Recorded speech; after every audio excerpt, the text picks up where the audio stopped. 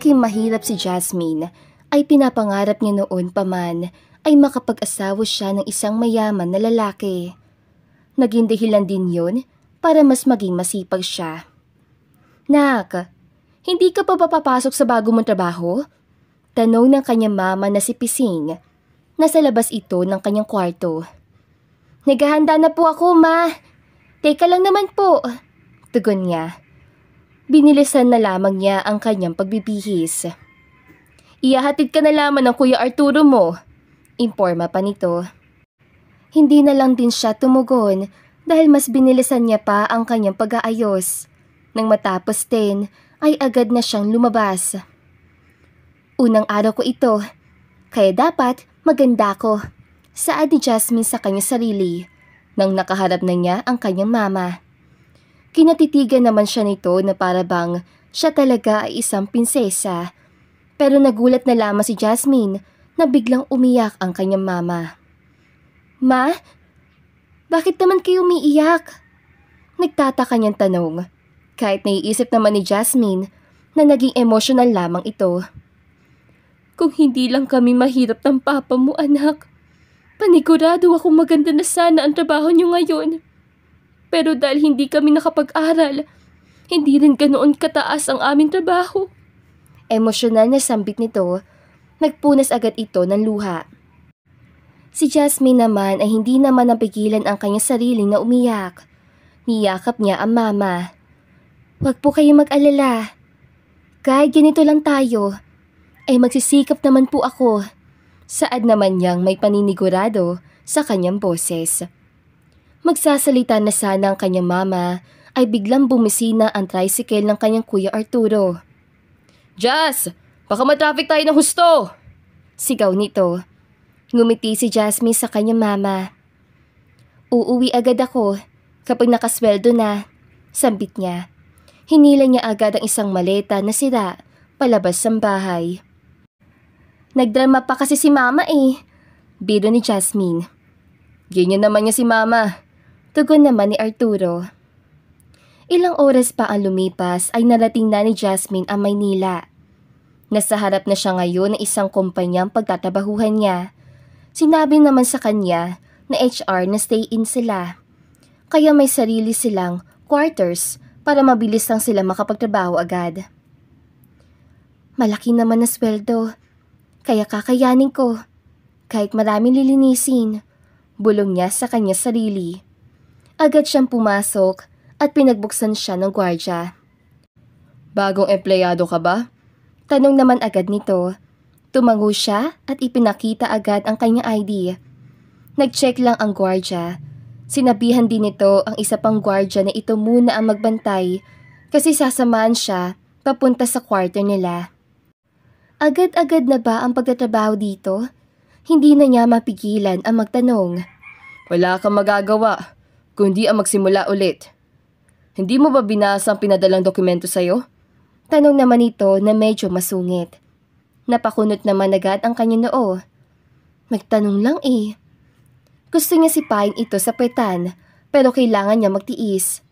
Nang nasa quarter na sila, ay hindi man lang nagpaalam sa kanya ang gwardya na aalis sa ito. Kaya pumasok na lamang siya at nagbihis na. Sandali pa ay may biglang lumapit sa kanya. Bilisan mo ang pagbihis. Sa opisina ka ni boss maglilinis ngayon kasi mamayang gabi may meeting siya. Imporma ng isang babae na may hawak ng map pero iba ang kulay ng uniform nito.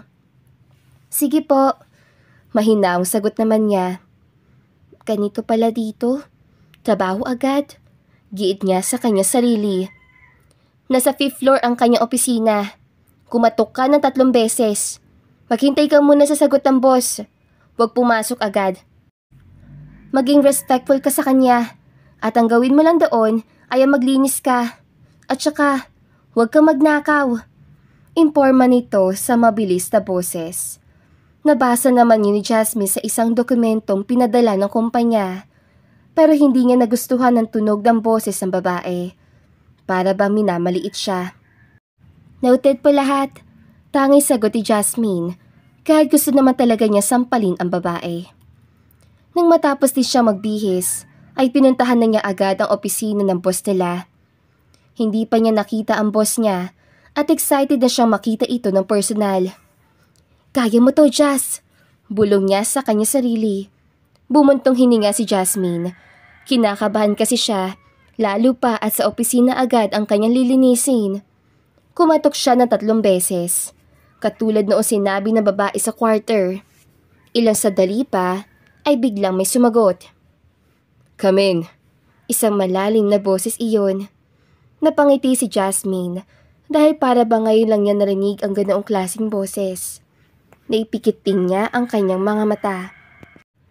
Na makadilat na ay agad siyang pumasok. Nakayuko siya. "Ikaw ba ang bagong janitress dito?"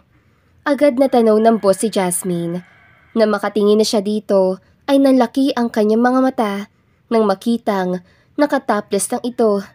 Talagang natigila si Jasmine dahil ang ganda ng hulman ng katawan nito. At kahit hindi man niya aminin, naakit siya. Ako po," nauutan niya sagot. Tumako naman ang kanyang mga mata sa mukha ng boss niya. Doon lang niya nakita ito na personal. "Ang gwapo naman pala niya," pulong niya sa sarili. Nagpipigil din siya sa kanyang paggagat ng lapi. "Magpakilala ka," utos nito. Sa puntong iyon, magkahalo ang nararamdaman niyang emosyon. "I am Jasmine Cruz po." Nahihiyang tugon niya. Hawak niya ngayon ang isang malaking balde, isang mop at ang detergent na gagamitin para makapaglinis na siya ng sahig. "Nice meeting you, Jasmine." Simpleng saad ng boss niya. Hindi pa rin siya makapaniwala na ganito kagwapo pala ang boss niya at nasa utak pa rin niya ang bato-bato nitong katawan. Naramdaman din niya na nagiinit siya na noon man ay hindi naman niya nararamdaman. "Nice meeting you din po," sagot niya. Pumaling ang kanyang paningin sa kabuuan ng opisina nito. Malaki ang opisina ng kanyang boss at sobrang ganda pa. "You can clean now," utos nito. Tumango siya bilang sagot. Nagsimula na agad si Jasmine. Ngunit hindi pa rin siya makapaniwala na darating ang araw makapag-amo siya ng isang gwapong nilalang na parang isang model. "Jasmine, nandito ka para sa pamilya mo. Nandito ka para magtrabaho," giit niya sa kanyang sarili. Kasi hindi talaga mawala sa kanyang isipan ang mukha at ang maganda nitong katawan. "Kung pagod ka na, you can rest, Jasmine." Biglang pagsasalita nito. Napahinto si Jasmine. Isang oras na rin kasi siyang walang hinto sa paglinis ng sahig. Kahit malinis naman na talaga ang sahig. "Maraming salamat po. Tatapusin ko na lang po ito." Unas si Jasmine. Nagtinginan silang dalawa ng kanyang boss, pero agad niyang iniwas ang kanyang tingin kasi nahihiya talaga siya, lalo pa noong pagtingin niya ay nakangiti ito. "Jasmine, hindi ka pwede magagusto sa boss mo," sita niya sa kanya sarili. Nang matapos din siya ay eksakto ring may dumating na isang delivery man. Inilagay niya muna sa sulok ang gamit sa panlilinis. Umupo siya sa isang bakanting upuan na malayo sa kanyang boss. "Ito na po ang mga food," sambit ng delivery man sa harap ng kanyang boss. Nagpasalamat ang boss niya. Nang makaalis sa rin ang delivery man, ay hindi niya napigilan ang mapatingin sa direksyon ng kanyang boss. Bakit pa hindi pa siya nagbibihis? Tanong niya sa sarili. Sandali pa ay tumayo si Jasmine. Kukunin na sana niya ang mga gamit ay bigla siyang napahinto. "Huwag ka muna maglinis sa banyo. Kumain ka muna." Imporma ng kanyang boss. Para bang nakarinig siya ng isang malakas na kampana na malapit lang sa kanyang tenga. Para siyang nabingi. Unti-unti siyang tumingin dito. "Jasmine, kumain ka muna." Malambing ang boses ng kanyang boss. Nagdadalawang isip talaga siyang lumapit dito, kaya nagsalita na lamang siya. "Maraming salamat po, pero busog pa po kasi ako." Pagsisinungaling niya. Kahit ang totoo ay pagod na siya at gutom na gutom. Tumayo ang boss niya. "Natatawa talaga ako na parati kang nagpo-post sa akin, Jasmine. Panigurado ako na magkaedad lang tayo. Kaya wag mo na akong tawagin po. Sapat na sa akin ang pangalan ko. Tawagin mo akong David. Paliwanag nito. Hindi siya nakasagot agad. Kumibot-kibot ang kanyang bibig, pero walang lumabas sa salita doon. Narinig niyang tumawa na mahina si David. Lumapit ka na dito, Jasmine. Huwag ka mahiya sa akin. Muling pagsasalita nito. Wala siyang ibang magawa kundi ang lumapit na lamang. Maraming salamat po, David. Nahihiyang sambit niya nang nasa tapat na siya ni David. Umupo ka na dyan at kumain ka na. Actually, nagpabili ako para may kasalo ako ngayon. Saad nito, nanlaki ulit ang kanyang mga mata. Hindi rin niya alam kung paano siya makipag-usap dito. Nahihiya siya. Nahihiya talaga ako kasi ang bait niya sa akin, saad niya. Mahinang natawa si David. Masanay ka na, Jasmine. Ganito naman ako sa mga trabahante ko. Sagot naman ito. Hindi na napigilan ni Jasmine ang ngumiti. Ang swerte ko naman pala, giit pa niya. Pagkatapos ng kanilang pagsasalo-salo sa pagkain, ay agad na siya naglinis ulit. Pero sa loob ng 3 oras na naglilinis siya, nagiinit lamang si Jasmine dahil sa malagkit na nakaw tingin ni David sa kanya. Diyos ko Lord, baka minamanyak lang po ako nito, giit pa niya sa kanyang sarili. Nang matapos na siya ay papasok na sana si Jasmine sa banyo para magsimula na doon, ay bigla siyang hinawakan ni David sa braso. Jasmine. Sambit nito sa kanyang pangalan. Naipikit ni Jasmine ang kanyang mga mata dahil para may malakas sa enerhiyang dumaloy mula sa katawan ni David patungo sa kanya. David, nasambit din niya ang pangalan nito. Pero mabilis itong binitawan ng kanyang braso. I am so sorry. Hindi ko lang mapigilan ang sarili ko. I don't mean it. Paghingi nito ng kapatawaran. Natahimik lang si Jasmine. Sa katunayan, nagustuhan niya ang paghawak nito. Alam naman niyang mali iyon, pero nangangarap siyang may mangyari sa kanilang higit pa doon. Bakit po? Maangyang tanong. Magkaharap na sila ngayon. I think I like you, Jasmine. Alam kong sobrang bilis ito, pero yun talaga ang nararamdaman ko. Kanina ko pa nararamdaman na gusto kang hawakan, pero baka magalit ka sa akin. At ngayon, hindi ko na talaga mapigilan ang sarili ko. Paliwanag ni David. Napaatras pa ito ng kaunti mula sa kanya. Ganoon din naman ang nararamdaman ko, sambit niya sa kanya sarili. Hindi ko po alam kung ano ang sasabihin ko, nauutal niyang tugon. Pero sandali pa ay biglang hinawakan ni David ang kanyang magkabilaang pisngi. Natuod si Jasmine. Malambot sa kanyang pisngi ang palad nito. Sandali pa ay nanlaki ang kanyang mga mata nang hinalikan siya nito sa labi. Wala siyang ibang ginawa sa minutong yun, kundi andamhin lamang ng halik nito. Sinisigaw ng kanyang isipan na sampalin si David, pero naludod na siya sa halik nito. God, ang sarap mo palang halikan. Sambit ni David na magkaroon na sila ng puwang. Hindi makapagsalita si Jasmine. Uminit ang kanyang pisngi. Lord, ano ba itong nangyari? Gusto niyang tumakbo, pero hindi naman niya magigalaw ang kanyang mga paa. Wala ka bang sasabihin? Tanong ni David. Hindi siya sumagot, pero muling humalik si David sa kanya. She could not deny the fact na nagustuhan niya na sobra ang halik nito. Naipikit niya ang kanyang mga mata. I like you, Jasmine. I knew it is crazy. Sambit nito. Handa na si Jasmine kung magkaroon man sila ng gera. She just could not expect it. Wala sa isip niya sa unang araw na pumasok siya sa trabaho ay makahalikan niya agad ang kanyang boss. Hindi ko alam kung bakit mo ito nagawa sa akin. Mahinang sambit ni Jasmine na makabawi na siya. Sobrang ganda mo, Jasmine. Hindi ko alam kung bakit gusto ko na lamang kitang ikama. Naaakit ako sa iyo at hindi ko mapigilan ang aking nararamdaman. Paliwanag nito. Sa puntong yun, nangihina na ang katawan ni Jasmine. Pero unti-unti nang hinawakan ni David ang kanyang dibdib. Alam niyang kung saan hahantong ang munting init ng kanilang mga katawan sa minutong iyon.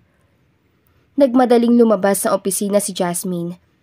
Inayos niya muna ang kanyang damit at sarili bago pinuntahan ng kanyang quarter. Pero nang nasa quarter na siya, ay agad siyang sinalubong ng mga janitress at janitor. Nabalitaan namin na nagpa-deliver ng pagkain si boss para sa inyong dalawa. Balita ng isang babaeng, pula ang mga buhok. Nalaki agad ang kanyang mga mata at hindi niya alam kung paano niya dedepensahan ang kanyang sarili. Lalo pa nang maalala niya ang malagim na digmaan nila ng kanyang boss. Wala lang naman yun, tanging sagot ni Jasmine. Mas iniisip kasi niya ang ginawa nilang dalawa. Nakakapanibago lang kasi. Dahil first time nangyari yun. Pagsasalita naman ng isang lalaki na parehas lang din ng kanyang uniform. Sinarili ni Jasmine ang nangyari.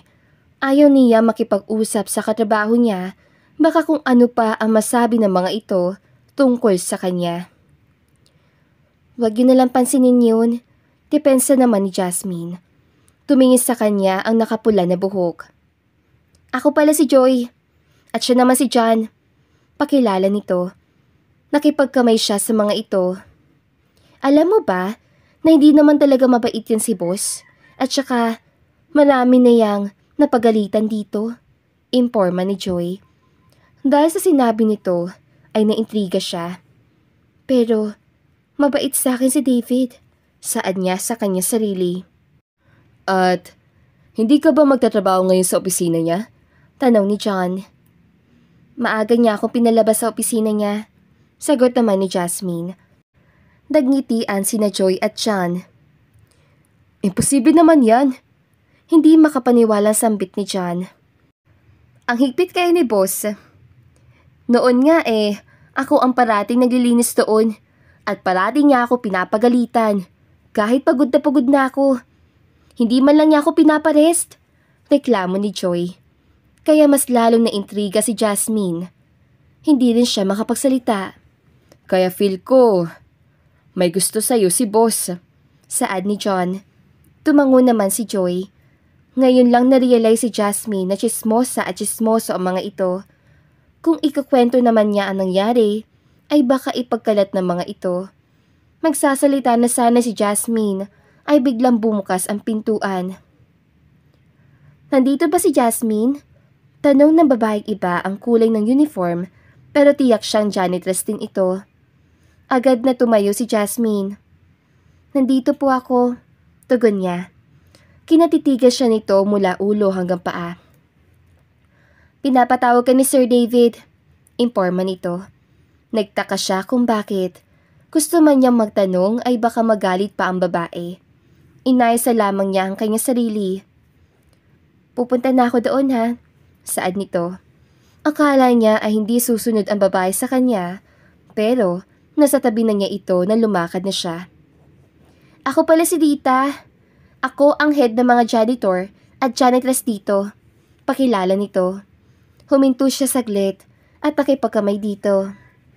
Jasmine, simpleng saad niya. Nagkamay silang dalawa. Nang lumakad silang dalawa ay nagsalita ulit ito. Alam mo, first time tong nangyari dito ngayon sa kumpanya na pinatpatawag ang isang janitress para lamang makipagsalo si Sir David. Well, hindi naman nakapagtataka dahil maganda ka, morena ka, pero may sex appeal. Makinis ang balat at itim na itim ang buhok. Mahabang saad nito. Sadyang hindi makapaniwala si Jasmine sa mga sinabi nito. Kung may kinakain lang siguro siya, ay baka nabilaukan na siya. Totoo bang masungit si Sir David? Tanong niya kay Dita. Lumingon ito sa kanya. Sobra. Tanging sagot nito. Malay ba ni Jasmine? Para tuloy siyang isang espesyal na babae para kay David kasi sobrang bait ito sa kanya. Nang nasa harapan na sila ng opisina nito, ay agad siyang iniwan ni Rita. Napabuntong hininga na lamang si Jasmine dahil naramdaman naman niya ang hiya. Jasmine, may nangyari na sa inyo. Kailangan mong masanay sa kanyang presensya. Pulong niya sa kanyang sarili. Kumatok naman siya ng 3 beses. Nang marinig na niya ang sagot ni David, ay agad niyang pinasok ang opisina nito. Bakit po pala ninyo ako pinapatawag? Tanong niya kahit sinabi na ni Rita ang dahilan. Nang matignan niya ito sa mukha, ay talagang nagliwanag ang mukha nito. Nakangiti ito. May suot na rin itong damit at mas lalo pang gumwapo. Hindi ka ba napagod dahil sa nangyari sa atin? Tanong nito habang nakangiti pa rin. Namula ang pisngi ni Jasmine. Hindi naman. Good. Saad nito na para bang may ibang gustong ipahiwatig. I ordered foods for us. Imporma nito. Doon lang napansin ni Jasmine ang maraming pagkain na nasa isang lamesa. Ang dami namang ito at para bang pinaghandaan talaga ni David. Para saan naman ito? Tanong niyang nahihiya. A welcome dinner. For you. Mahinahong tugon ni David. Lihim na napangiti si Jasmine. Kakaiba talaga ang pakikitungo nito sa kanya. Sa akin mo lang ba ito ginagawa? Tanong ni Jasmine na akala niya ay sa utak lang niya sinabi yun. Mahinang natawa si David. Ang totoo niyan, hindi. But you are the first na pinapakain ko dito. Paliwanag nito. Sandaling natahimik si Jasmine. Hindi niya alam kung ano ang kanyang isasagot kasi naghahalo-halo ang kanyang emosyon. Anyways, ang gagawin natin ngayon ay kumain at mag-usap ng kung ano-ano. Saad nito. Umupo na si Jasmine sa upuan at ganoon na rin si David. Nagsimula na rin silang kumain. Sa loob ng maraming minuto ay marami silang pinag-usapan. Nahihiya nga siya sa tuwing tinatanong siya nito. Alam mo, Jasmine, ikaw ang unang babaeng pinatulan ko. Saad nito. Tumayo si David.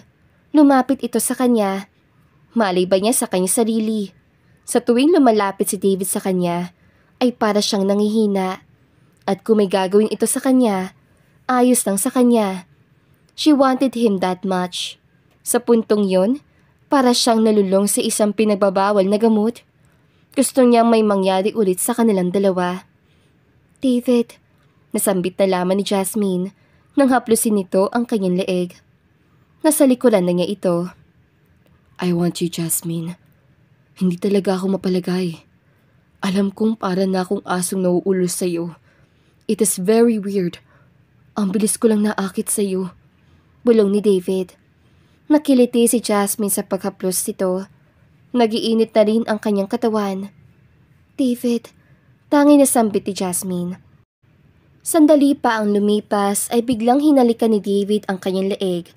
Napahiyaw si Jasmine dahil sa kanyang nararamdamang ligaya. Tumayo ka. Utos si David. Yun naman agad ang kanyang ginawa. Nang makaharap niya agad si David ay mabilis ang mga galaw nito. Hinalikan siya sa kanyang labi na mapusok.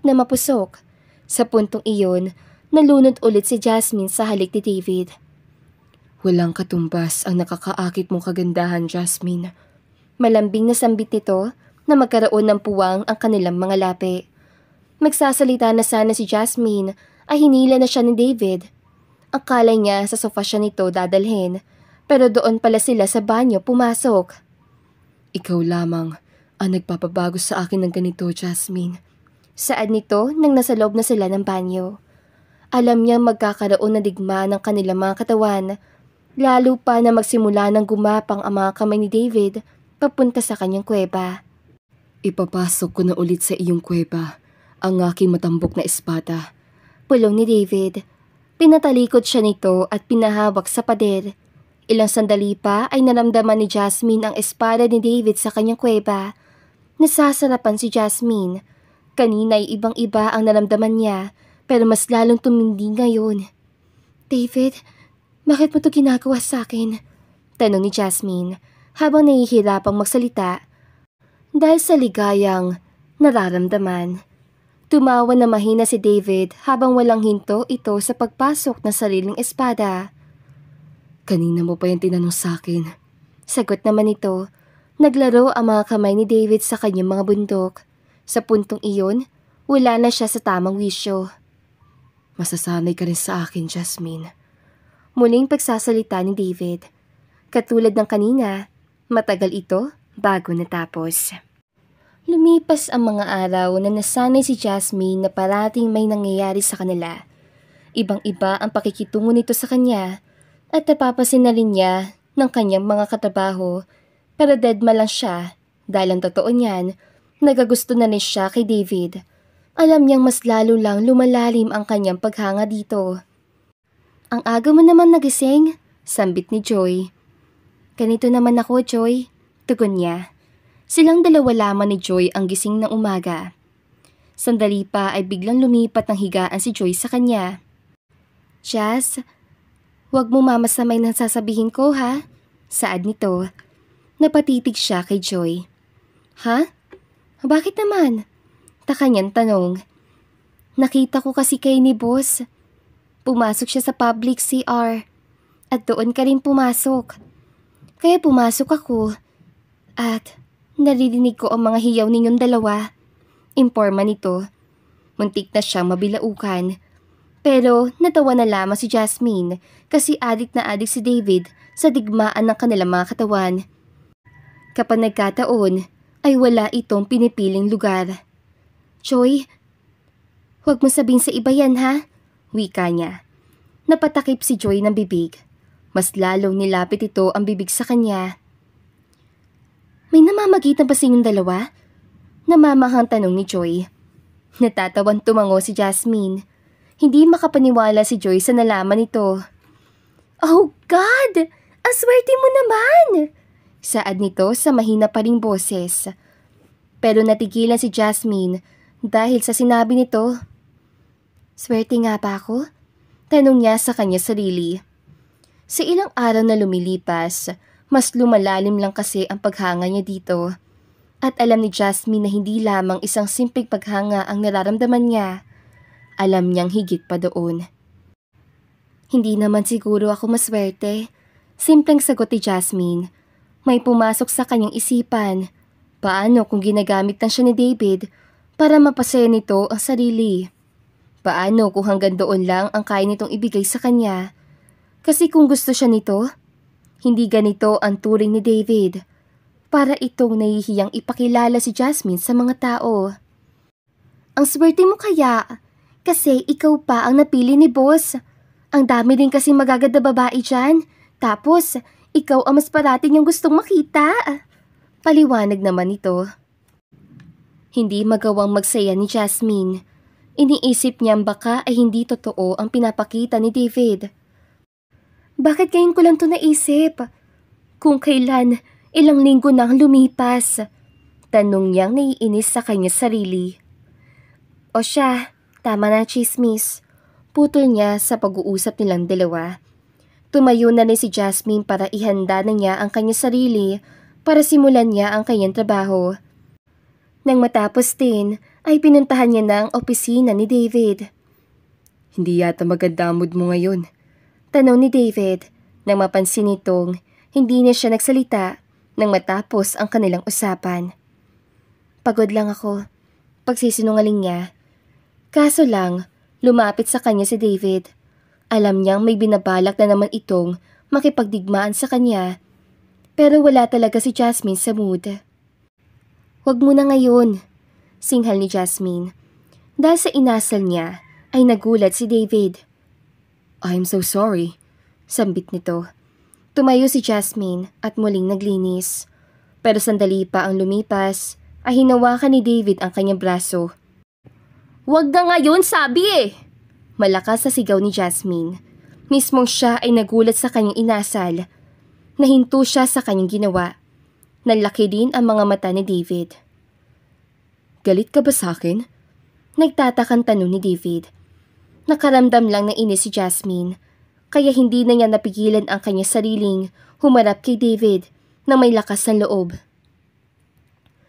Ano ba talaga ako sa iyo, David? Magbagsik ang kanyang boses. Napaatras si David. Hindi rin ito nakasagot agad. Hindi ko na kasi maintindihan ang ugnayan natin, David.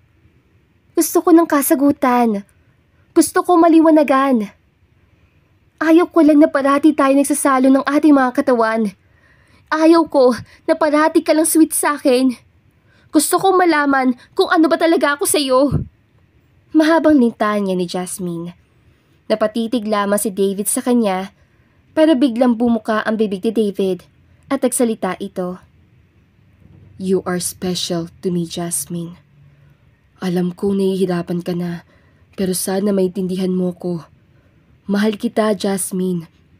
Walang lumabas agad na salita sa bibig ni Jasmine. Naramdaman niyang parang lamang napipilitan si David. Ikaw ang nagsimula nito, David. Dapat alam mo kung saan ito patutungo. Pagsasalita ni Jasmine, pagkaraan ng ilang minuto. Tinalikuran niya si David. Kahit oras pa ng kanyang trabaho, ay nilisan niya ang opisina nito. Mabilis siyang pumunta sa quarter. Sumampa agad siya sa kama at doon niya inilabas ang kanyang iyak.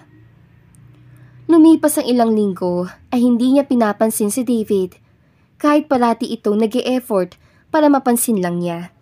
Malay ba ni Jasmine, ang gusto lang niya ay ang maliwanagan sa lahat. Ayaw niyang may something lang sila ni David. At sa loob ng isang linggo, parati siyang pinapatawag dito pero mabilis din siyang aalis ng opisina kapag hindi naman yung tungkol sa kanyang trabaho. Parati ka na lamang umiiyak. Mahinang bulong ni Joy na bigla itong tumabi sa kanya. Agad naman niyang pinunasan ang kanyang luha. May kaunting problema lang sa bahay. Pagsisinungaling niya, kahit ang totoo ay tungkol naman talaga kay David. Sige, matulog ka na lang muna. Paalala nito. Muli itong bumalik sa sariling deck.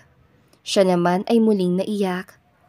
Hanggang sa sumapit ang kinabukasan ay maaga siyang pumasok sa opisina nito. Akala niya wala si David, pero nandoon na iyon. Jasmine. Tawag dito sa kanya. Tumayo na rin ito para lumapit sa kanya. Pero bilang ganti ay hindi man lang siyang umimik. Alam niyang mali ang ginawa niya. Kasi boss pa niya ito. Kaso lang, naiinis at galit pa rin siya kay David. Jasmine, ilang araw mo na ako hindi kinakausap. Malungkot nitong lintanya. Nagtodo map lang si Jasmine na para bang wala siyang narinig na nagsalita. Jasmine, kausapin mo naman ako oh. Pag sumamo nito, na makalapit na si David sa kanya, ay agad itong hinawakan ng kanyang braso. Namimiss ko na ang ngiti at pag-uusap natin. Patuloy pa nito. Hininto ni Jasmine ang pagmamap. Hinarap niya si David na may galit pa rin. Hindi siya nagsalita. I'm so sorry, Jas. Hindi ko lang talaga alam kung paano ko sisimula. Hindi na nito natapos sa sasabihin sana dahil malakas na sinampal ni Jasmine ang pisngi nito. Deserve mo yan, giit niya sa kanya sarili. Napahawak si David sa pisngi nito. Ang lakas mo namang kausapin ako. Alam ko naman na ginagamit mo lang ako bilang laruan mo, David. O baka nga ay dahil nahihiya ka sa ibang tao at hindi mo ko kayang ipagmalaki sa kanila dahil isa lamang akong hamak na janitress. Sigaw niya. Lumabas na rin sa wakas ang hinaing ni Jasmine. Kung alam ko lang na ganito pala hahantong ang lahat, hindi na lang ako nakipagdibaan sa'yo. Sana hindi na lamang ako nahulog sa mga matatamis mo salita at mga effort. Napaatras si David. Mali ka, Jasmine. Mahinahong sambit nito. Anong mali? Totoo, David. Ikinakahiya mo ko. Totoo naman talaga yun, di ba? Sorry ha. Nag-assume ako na mas higit pa sa mainit na pagtatagpo ng ating mga katawan. Sorry ha, kasi gusto ko more than just a friend o kung ano man ang namamagitan sa ating dalawa. Napatampal na mukha si David. Hindi ito makapagsalita. Namumula na rin si Jasmine sa galit. Magre-resign ako, David. Nakapagdesisyon na ako. Para naman mailayo ko ang sarili ko sa'yo. Sana maging masaya ka. Mabagsik niyang sambit. Dahil sa kanyang sinabi ay natigilan si David. Hindi ka magre-resign, Jasmine. Hindi ka aalis sa kumpanya na ito. Pigil nito. Walang ibang nagawa si Jasmine dahil nabitawan naman na niya ang mop at tinalikuran niya si David. Sa ayaw o sa gusto mo, wala kang karapatan, David. Magre-resign na ako. Huling saad ni Jasmine. Humakbang na agad siya. Hindi pa man siya nakakalabas ng tuluyan ay narinig ni Jasmine ang huling sinabi ni David. Hindi ako takot ay ipaglaban ka, Jasmine. Ang inaalala ko lang ay baka masaktan ka sa mga sasabihin ng ibang tao. Mahal na kita, Jasmine. Sana yun ang naramdaman mo sa tuwing may nangyayari sa ating dalawa. Tumulo ang mga luha ni Jasmine. Muli siyang humakbang at nilisan na ang opisina ni David. Habang papunta siya sa quarter, ay maraming tao ang nakakita sa kanya na umiiyak. Pero deadma lang siya. Nang makarating din siya sa quarter, ay agad siyang nag-impake. Ilang minuto pa ang lumipas ay biglang nabulabog ang lahat nang dumating si David. Jasmine, mag-usap tayo. Mahinahong sambit ni David. Ang mga katrabaho ni Jasmine ay hindi makapaniwala na ang kanilang boss ay nasa kanilang quarter. Tumabi ang mga ito na lumapit si David sa kanyang deck. Makinig ka sa akin, Jasmine. Hindi mo kailangang umalis dito. Kung gusto mo, iwasan mo lang ako. Basta hindi ka magre-resign. Paliwanag nito. Nagpatuloy lamang sa pag-impake si Jasmine. Pinabaliwala niya ang hiyang nararamdaman dahil alam niyang maraming mata ang nakatutok sa kanilang dalawa ni David. Final na ang desisyon ko, David. Hindi mo na ako mapipilit pa. Aalis ako. Ayaw ko ang makita ka na. Hasik ni Jasmine. Ganyan ka ba sa tao nagmamahal sa iyo, Jasmine? Tanong nito. Nangunot ang noo ni Jasmine na marinig iyon. Tumayo siya at hinarap ng taas ang noo si David. So, ako pa ang naging masama ngayon, David? Hindi yun ang gusto kong sabihin. Depensa nito. Peking natawa si Jasmine. Muli siyang umupo. Mabilis niyang sinarado ang kanyang maleta. At ang matapos ay tumayo ulit. Masaya ako nakilala kita, David. Kung gaano ako kasaya. Ganoon din kita kinamumuhian. Huling sinabi niya bago iniwan si David. Alam niyang hindi ito sumunod sa kanya. Mabilis ang kanyang mga hakbang nang nasa labas na siya. Dahil nasa kabilang bahagi ng daan ang sakayan na taxi o tricycle, ay mabilis siyang humakbang patungo doon. Gayunpaman, huli na ang lahat nang biglang may mabilis na sasakyan ang hindi man lang bumisinang bumangga sa kanya. Lord, ikaw na po ang bahala sa pamilya ko. Huling sabi niya sa kanya sarili dahil inisip niyang huling araw na niya iyon. Nagising si Jasmine dahil sa may ingay na nag-uusap. Tuon lang din niya naalala na nabangga pala siya ng isang kotse. Oh God! Buhay pa pala ako! Mr. Chanko, buntis po si Miss Cruz at napag-alaman din namin na anak niyo po ito. Imporma ng isang doktor na kausap nito. Hindi agad binuka ni Jasmine ang kanyang mga mata. Gusto niyang marinig ang pinag-usapan nito kahit gusto na niyang tumayo at umalis.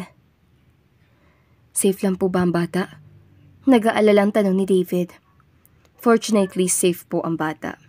Tsaka kailangan ko din po palang ipaalam sa inyo na mas mabuti po hindi ma-stress si Miss Cruz kasi mababaw lang po ang sinapupunan niya. Imporma ulit ng doktor. Sa puntong iyon, mas lalo lang nagalit si Jasmine dahil buntis pala siya. At nag-aalala rin siya, wala siyang ibubuhay sa anak. Maraming salamat po, Doc. Pagpapasalamat ni David. Nang makaalis na ang doktor ay doon din niya napagdesisyonang tumilat na. Umupo siya. Mabilis lang din siyang napansin ni David kaya nilapitan siya nito. Kamusta ng kalagayan mo? Tanong nito agad sa tono na nag-aalala. Yumuko lang si Jasmine. Tinignan niya ang kanyang tiyan. Huwag mo kong lapitan, David. Galit niya sabi. Umatras naman si David. Bigla rin ito nagsalita. Huwag mong igalaw masyadong katawan mo. Mabuti na lang talaga ay wala ka masyado natamong injury. Imporma nito. Magsasalita na sana si Jasmine ay agad na nagsalita si David. Buntis ka, Jasmine.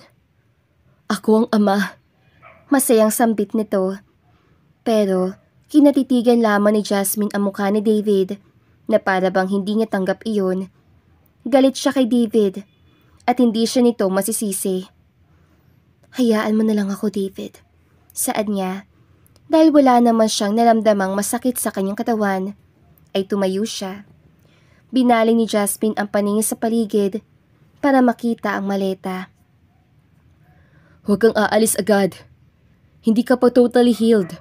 Imporma nito. Kumunot ang noo ni Jasmine. Kung makaasal ka dyan, ay para talagang may pakialam ka sa akin, ano? Singhal niya. Natameme naman si David. Aalis na ako. Wala kang pakialam kung ano ang gagawin ko ngayon. Singhal niya ulit. Mabilis na hinablot ni Jasmine ang syringe na nakatusok sa kanyang braso. Tumayo siya at kahit nanamdaman niya ang kaunting hilo ay pinilit niyan tumayo na mabuti. Kahit ngayon lang, Jasmine. Makinig ka sa akin. Mahinahong utos ni David. Pero mabilis siyang kinuha ang kanyang maleta. Iniwan niya si David sa loob na silid, pero sumunod ito sa kanya. Sa oras sa susunod ka pa sa akin, David. Sinisigurado ko talagang hindi mabubuhay ang bata na nasa loob ng tiyan ko. Pananakot niya dito. Pero hindi ko yung gagawin. Saad niya sa kanya sarili. Hindi kaya ni Jasmine ang pumatay ng inosenteng bata. Hindi niya idadamay sa away nilang dalawa ni David. At dahil sa kanya sinabi, ay hindi nga sumunod sa kanya si David. Umalis siya at alam niyang madidismaya ang kanyang mga magulang sa nangyari. 1 buwan na ang lumipas at sobrang lungkot ni Jasmine. Itatanggi man niya ay talagang namimiss na niya si David. Sa loob ng 1 buwan, parati niya itong iniisip. Anak! May bisita ka! Sigaw ng kanyang mama mula sa labas ng bahay. Simula noong umuwi siya, naintindihan siya ng kanyang mga magulang. Hindi naman nagalit ang mga ito sa kanya. Sa katunayan ay nalungkot ang mga ito at naawa. Wala po akong inaasahang bisita! Sigaw niyang pabalik. Kilala mo raw siya, Jasmine! Halika nga dito at ikaw na lang ang kumausap! Sigaw ng kanyang mama ulit. Napakamot na lamang siya ng kanyang ulo. Nagmadali naman siyang lumabas ng bahay. Ngunit na makita niya kung sino ang nasa labas ng kanilang bahay, ay napahinto siya. Magtatago na sana siya, ay nakita na siya ni David. Paano niya nalaman ang bahay namin? Giit niya sa kanya sarili. Jasmine. Sambit ito sa kanyang pangalan. Naipikit ni Jasmine ang mga mata dahil bumalik sa kanyang alaala ang mga masasaya nilang pagsasalo sa init ng kanilang mga katawan. Umalis ka na, David. Singhal niya agad. Pero ang totoo niyan, gusto niya sabihin na namimiss na kita. Hindi ako aalis dito, Jasmine. Depensa naman ito. Kapag Kwan ay naging emosyonal lamang si Jasmine. Mabilis naman niyang pinunasan ang mga luha. Lalo pa nang noong makaraang araw lang ay nagkaroon siya ng problemang gumimbal sa kanya. Nandito ako para sa anak natin. Nandito ako para sabihin sa'yo na handa na akong ipakilala ka sa kahit sino. Nandito ako para magsimula tayong muli. Mahinahong paliwanag nito. Muling tumulo ang mga luha ni Jasmine. Nang tignan niya ang kanyang mama ay wala itong ibang ginawa kundi ang tumabi lang. Makikinig lang ito. Umalis ka na lamang, David. Tanging sambit ni Jasmine. Para bang pagod na pagod siya makipag-away. Hindi na niya alam kung ano ang gagawin. Basta gusto na lamang niyang matapos na ang lahat. I am so sorry, okay? Ang mahalaga ngayon ay tayo. Simula ngayon, maging masaya na tayo. Saad nito, lumapit ito kung nasaan siya nakatayo habang unti-unti pa ring tumutulo ang mga luha. Nang nasa malapitan na si David, ay hinayaan lamang niya itong hawakan ang kanyang magkabilaang pisngi. Alam ko na sobrang mali ko, Jasmine. And I realize everything. Na kapag mahal mo ang isang tao, dapat mong gawin ang lahat. Handa kang ibigay sa kanya ang bagay na makapagpapasaya sa kanya. At dapat mong alalahanin ang tunay na nag-uugnay sa pag-ibig. Nandito ako, Jasmine, para humingi ng kapatawaran. Nandito ako para makapagsimula ulit tayo ng bagong buhay. Ako, ikaw, at ang magiging anak natin. Mahabang saad ni David. Kusa nitong pinunasan ang kanyang walang tigil na luha. Wala na ang anak natin, David. Naging pabaya ako. Imporma niya sa mahinang bulong. Napayuko na rin siya. Si David naman ay nabitawan ang kanyang pisngi. Hindi matanggap ni Jasmine ang nangyari sa kanilang anak. Naging pabaya ako, David. Nilamon ako ng aking sobrang kalungkutan. Hindi ako kumain. Pinabayaan kong anak natin. Muli niyang pagsasalita. Humahagulhol na rin siya. Napabuntong hininga si David. Sandali pa ay muling hinawakan nito ang magkabilaang pisngi niya. Nakatitigan silang dalawa. Nagulat pa si Jasmine nang umiiyak din pala si David. Ako ang dapat magsisi, Jasmine. Pinabayaan kitang maging malungkot. Binigyan kita ng alalahanin. I am so sorry. Saad nitong sobrang lungkot. Hinalikan siya nito sa noo. Mahal na mahal kita, Jasmine. Magiging maayos din ang lahat. Okay? Our baby is happy now in heaven. Saad nito. Tumango-tango si Jasmine. Sandali pa ay hinalikan siya ni David sa labi. Sa puntong iyon, biglang napawi ang lahat ng kinikimkim niyang paghati. Para bang ang halik ni David ay ang gamot sa lahat ng kalungkutang nararamdaman niya. 3 linggo na ang lumipas simula noong naging maayos na ang relasyon nilang dalawa ni David. Sabi din ni David ay hindi niya kailangang magtrabaho dahil ito na ang bahala sa kanilang dalawa. Pinigyan din ni David ang pamilya ni Jasmine ng malaking pera para makapagsimula sa buhay. At ngayon, gising na gising si Jasmine sa bahay ni David. Ang aga mo naman yata nagising. Tanong ni David na magising din ito. Ang saya ko lang kasi, tugon naman ni Jasmine. Hinalikan siya ni David sa lapi. Ngunit biglang pumatong sa kanya si David. Kaya, pinosisyon ni Jasmine ang kanya sarili. Simula noong naging maliwanag na sa kanilang dalawa ang lahat, wala silang palya sa pagsasalo ng init ng kanilang mga katawan. Hindi ka pa rin talaga nagbabago sa kama, no? Pabilong sambit ni Jasmine. Naramdaman na lamang ni Jasmine ang espada ni David na pumisil sa kanyang kuweba. Gagawa ulit tayo ng baby. Bulong nito. Natawa si Jasmine. Hindi kita pipigilan, David. Sang-ayon naman niya.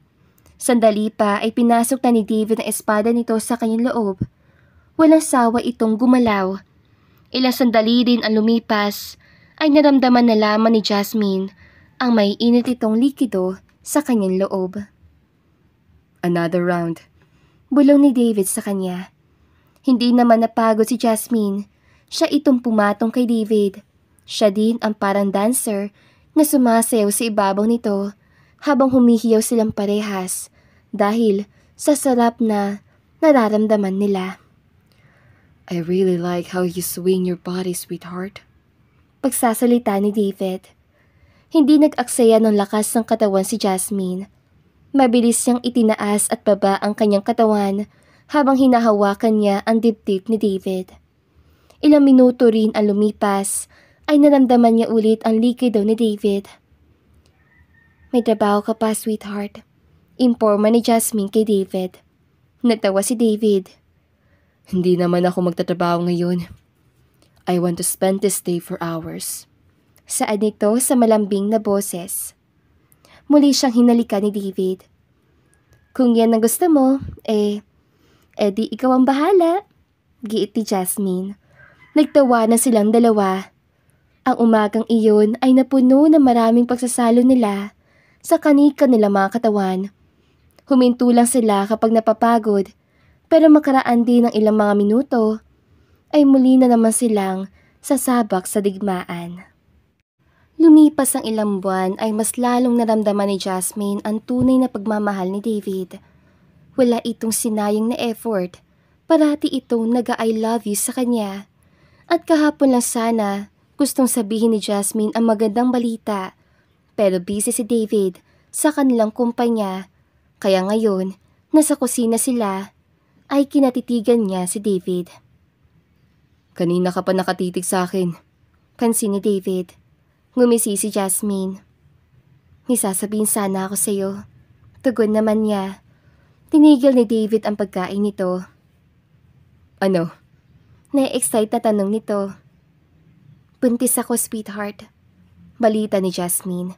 Nanlaki ang mga mata ni David. Kapag kuwan ay tumayo ito at lumapit sa kanya.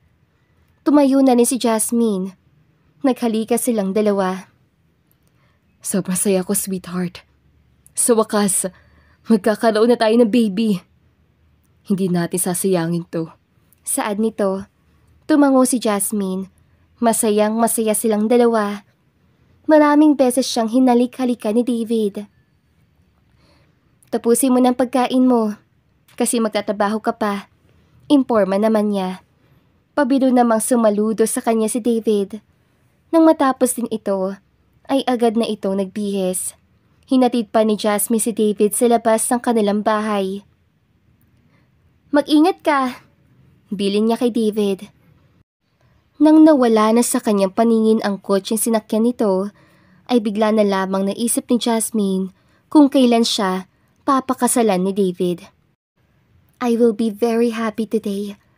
Alam ko naghahanda pa si David, saad niya sa kanyang sarili. Gusto na rin kasi siyang maikasal.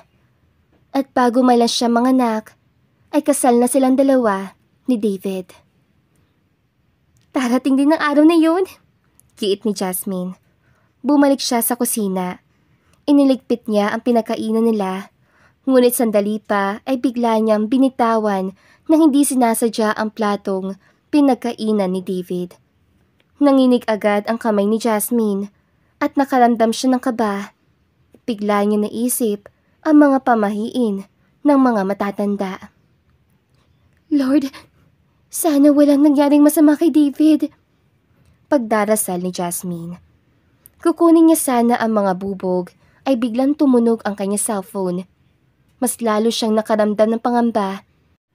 Alam man niyang isipin ay talagang kusang naiisip niya ang kalagayan ni David. Hello? Pagsasalita ni Jasmine nang masagot na ang tawag. Ikaw po ba si Jasmine Cruz? Saad ng lalaki na sa kabilang linya. Opo, nauutal na sagot niya. Bakit po? Bakit di ko po tumawag sa number ni David? Nagtataka niyang tanong. Nanginginig din ang kanya mga kamay. Ako po pala si James Carter. Nurse po ako. At mabuti na lang po ay na-open po namin ang cellphone ni Mr. Chanko. At ikaw po ang nasa unang contact niya. Kaya tinawagan na po namin kayo agad. Imporma nito. Ano po ba nangyari? Kinakabahan na talaga si Jasmine. Naaksidente po kasi si Mr. Chanko. Nandito po siya sa George Martin Hospital. Imporma nito. Diyos ko po! Hiyaw ni Jasmine. Mabilis sa tumulo ang kanyang mga luha habang napatakip siya sa kanyang bibig. Pinatay na niya agad ang tawag. Mabilis siyang nilisan ang bahay. Dahil wala naman siyang kotse, ay pumara na lamang siya ng taxi. Sa loob ng taxi ay talagang nag-iiyak si Jasmine. At nang nasa harapan na siya ng George Martin's Hospital, wala siyang sinayang na oras. Hinanap niya agad ang nurse station. Nasaan ang room ni David Chanko? Tanong niya sa nakaduty na nurse. Sa ER room, 101 po. Imporma agad nito nang mahanap na. Pinunasan ni Jasmine ang kanyang luha. Mabilis ang kanyang mga hakbang patungo sa room ni David. Nang nasa harapan na siya ng room, ay napadasal siya. Panginoon, sana maayos lang po si David. Sana po hindi po malubha ang kanyang natamo. Saad niya. Naghintay lang siya sa labas. Ngunit sandali pa ang lumipas ay lumabas ang isang doktor. Nang matignan niya ang lab gown nito ay maraming dugo iyon. Muli siyang nakaramdam ng pangamba. Si Miss Jasmine Cruz? Tanong na doktor. Agad siyang tumango. Ako nga po. Kanina pa namin inooperahan si Mr. Chanko. Kaano-ano mo pala si David? Tanong nito. Natigilan si Jasmine. Dahil hindi niya alam kung ano ang tama niyang isasagot. Iniisip niyang parang nakakahiya kung sabihin niyang magkaibigan na silang dalawa. Magiging asawa niya po ako. Naibulala si Jasmine. Napangiti ang doktor pero agad ito sumeryoso. Maaari mo nang makita si Mr. Chanko. Imporma nito. Agad siyang humakbang papunta sa silid. Nang binuksan na niya ang pintuan, ay nagulat si Jasmine nang biglang tumugtog ang isang kantang parating pinapakinggan ni David. Jasmine.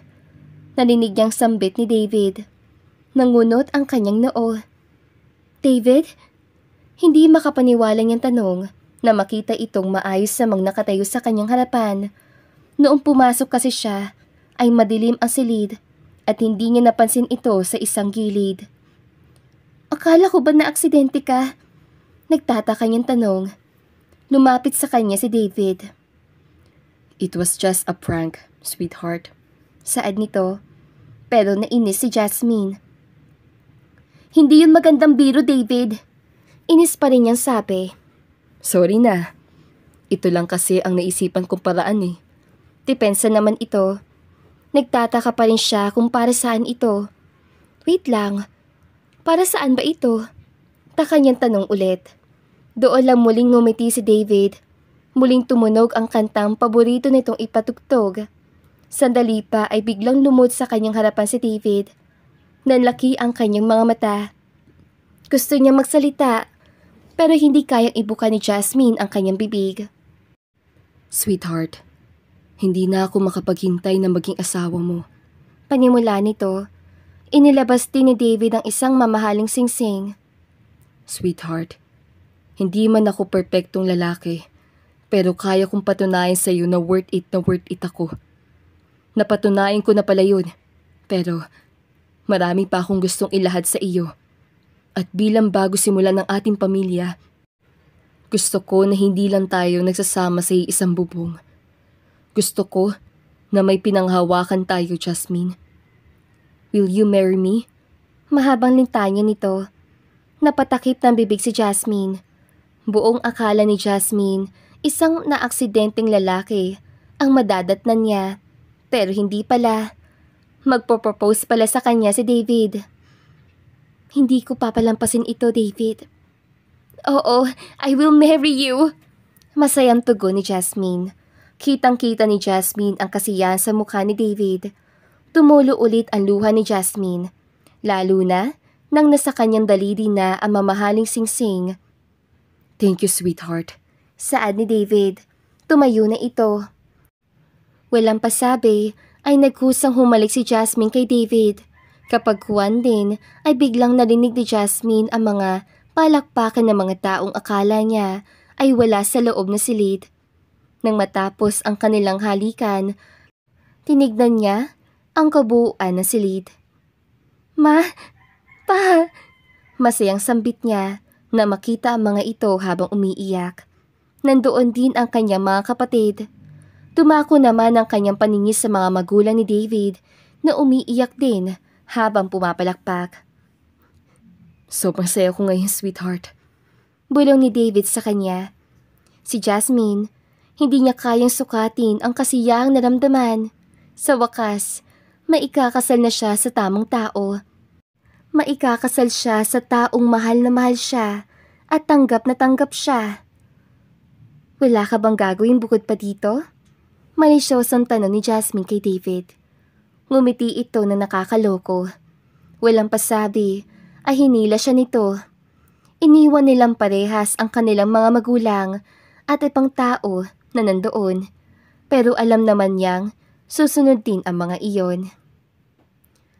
Sinabi ko na sa kanila na may handaan. Sinabi ko na rin kung saan yun. Susunod na lang tayo kapag natapos na tayo sa gera. Malisyosong sambit ni David. Hinalikan siya nito nang nasa loob na sila ng bahay. Mabilis na naghubad ng saplot si David. Wala itong itinira. Siya naman nagkusa rin. Nang matapos din, ay agad silang naghalikan ni David. Bilang magiging asawa mo, kailangan kong pasiyahin ka parati ng aking magagandang performance. Sambit ni David na magkaroon ng puwang ang kanilang mga lapi. Kapag Juan ay binuhat siya nito, dinala siya ni David sa kusina. Inilapag siya nito sa lamesa. Ikaw ang kakainin ko ngayon. Masayang sambit nito. Ang sarap naman ng kakainin mo. Nakakalokong tugon ni Jasmine. Walang sinayang na pagkakataon si David. Mabilis itong pinaglaruan ang kanyang kuweba. Para itong isang bata na sabik maglaro. Tanging hiyaw lamang ang ginawa ni Jasmine. Gusto niya ang ginawa nitong paglaro sa kanya. Don't stop it, sweetheart. Bulala si Jasmine. Napahawak na siya sa buhok nito hanggang sa naramdaman na lamang niyang ang mahabang espada ni David na kumiskis sa entrada ng kanyang kuweba. Galingan mo pa, utos si Jasmine. Mas ginalingan nga ni David ang paglaro. Kapag Juan ay bigla nitong pinasok sa kanyang kuweba ang kabuuan ng mahaba nitong espada. Hindi na rin nagpaligoy-ligoy pa si David at binauna nito iyon. Ang sarap mo talaga, sweetheart. Sambit ni David. Natapos ang kanilang digmaan ay muli siyang binuhat ni David. Dinala siya nito sa kanilang kwarto at doon nila muling pinagsaluhan ang may init na timpla ng kanilang mga katawan. Mas lalo kong gumagaling ngayon, David. Komplimento ni Jasmine habang humihiyaw siya sa sarap na nalalasap. Nasa ibabaw niya ngayon si David at mas pinapaligaya pa siya nito. Ilang oras silang pinagsaluhan ng isa't isa at na magsawa sila ay magkatabi sila sa kama. Sweetheart, sambit ni David. Tanging sagot ni Jasmine. Nakapikit ang kanyang mga mata. Kung darating man ang araw na mag-away tayo ulit, huwag mo ko iwan ha? Tanong nito na may paninigurado. Dumilat ang mga mata ni Jasmine. Lumingon siya sa kanyang katabing si David. Nakatitig na pala ito sa kanya. Bakit mo naman naisip yun? Tanong niyang pabalik. Wala lang. Gusto ko lang manigurado na hindi mo ko iiwan. Depensa naman ito. Alam mo, sweetheart, normal lang sa mag-partner ang mag-away. Pero kung may tiwala tayo sa isa't isa, kahit pa araw-araw tayo mag-aaway, hindi tayo maghihiwalay. Sagot naman niya. Ngumiti na lamang si David. Hindi na ito sumagot pa. Siya naman ay tumagilid para makaharap si David. I promise you, hindi kita iiwan. Mahal na mahal kita, David. Ikaw lang ang mamahalin ko. Saan niya? Hinawakan lang ni David ang kanyang pisngi. Sa puntong iyon, sigurado si Jasmine na nagtitiwala si David sa kanya ng buong buo at hindi niya iyon sasayangin. Alam niya sa pagpikit ng kanyang mga mata at pagkising kinabukasan ay ang hudyat ng bago simula ng kanilang pagsasama. Mahal na mahal kita, Jasmine. Huling sambit ni David. At dito na nga po nagtatapos ang magandang istoryang ito. Sana'y nagustuhan ninyo. Hanggang sa muli, paalam! Hello mga kakulay! Thank you all for listening. I hope you enjoy this beautiful story. Alright, shout out tayo. Okay, first up, shout out to Albino Balao from Balantoy, Balben. Hello po, kumusta po kayo? Thank you so much. Shout out to Nora Bell7s. Hello po, thank you. Shout out to Josephine Del Mundo from Barcelona, Spain. Also, shout out to Iluminada Rojas from Marilao, Bulacan. Hello po. Shout out to lovely dragonflies from Bataan. Hello, kumusta po kayo dyan? Shout out to Wilma Portman. Hello, thank you po for listening. Shout out to Forever Play from Canada. Hello po. Shout out to Mylene Del Rosario from Dubai. Hello. Shout out to Josephine Esteban, listening from Valenzuela City. Hello po. Shout out to Tessie Abante from Iligan City. Hello. Also, shout out to Angelica Ortega or Philip Ortega. Hello po. Shout out to Nimia Ipal. Hello. Hello po. Shout out to Josephine Iglesia from Rome, Italy. Hello po. Also, shout out to Janeline Sumaygaysay. Hello po. And shout out to Aday Opuan from Banilad, Cebu. Shout out to Now Wikaling Good Vibes, listening from Taipo, Hong Kong. Hello po, kumusta po kayo dyan? Shout out to Dulcissima Corvera from Surigao. Thank you po. Shout out to Naomi Pastolero from Marilao, Bulacan. Hello po. Also, shout out to Jean the Best from UK. Also to Presbyterios Rose. Hello. And also to Vince World. Hello po. Okay, thank you all mga kakulay. Thank you to our writer, Marge Guevara. Thank you to our narrator, Crisel. This is Ethel McMenamin saying, bawat buhay ay may kulay. Thank you and take care. Daghan kayong salamat. See you sa next story.